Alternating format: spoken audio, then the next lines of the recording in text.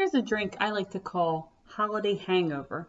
And the reason I'm calling it that is because this drink is inspired by all the other leftover ingredients I have from the other drinks I made during the holiday. And I also wanted to show everyone that you are unlimited with the different flavors you can come up with for kombucha. So I just kind of threw some things together hoping it will work, and guess what? It did.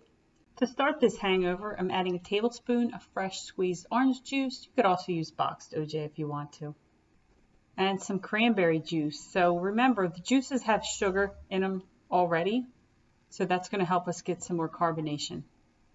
And I decided to throw in a chunk of ginger because I love ginger. I love it by itself, and I love it with other flavors, so why not? Boom, boom. And some star anise. I love this stuff. It is so pretty. And I apologize for not being actually in the video this week, but I just couldn't get it together this week. It was a busy week. Look at how pretty that is. Isn't that a beautiful spice? Just taking a little chunk, like really small. These are pieces of the star that it broke off. I didn't want to use the whole star. I'm going to save that for some photo shoots. Always give your kombucha a stir. That one had been sitting there for a couple minutes and the yeast will drop to the bottom. So I stir it to evenly distribute the yeast. That's going to help with the carbonation in the second ferment. Then I decided to add a little bit more sugar because this brew went a couple extra days and had a little bit of sourness. So I'm gonna fix that by adding some more sugar to it. And it worked fine. It worked out just great. My favorite part, here we go! Yeah!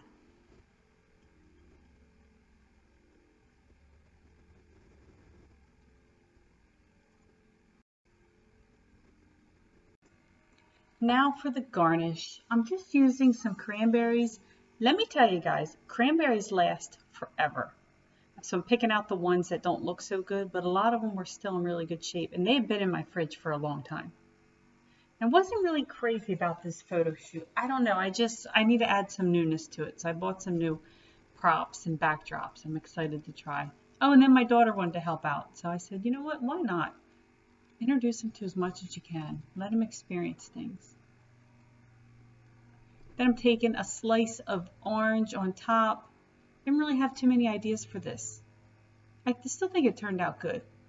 There's Kylie. Adding the orange slice for us. Little booch head. Kombucha brewer in the making. So I was also using reusable ice cubes. And I'm going to stop doing that because they look fake. And they don't look real clear. But that's all I had, so you got to work with what you got. I didn't get a ton of carbonation. I mean, it's still fizzy. It's effervescent because it's kombucha. But I think it's this bottle where air escapes. I have old GT bottles, and they changed their bottles so many times that I never know if the caps fit. So I'm slowly getting rid of all those. As with all the other kombucha booch tails we make, all the kombucha drinks that we put together, you can easily make this into a cocktail.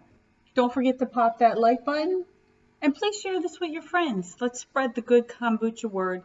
Hit the subscribe button if you're interested in learning more about kombucha. I'm also going to be vlogging my experience getting my kombucha business up and running. I just got approved for my business license, so I want to share with everyone. So hit the subscribe button, turn on the bell notification, hit the like button if you enjoyed it. And as always, I'll see you in the next video.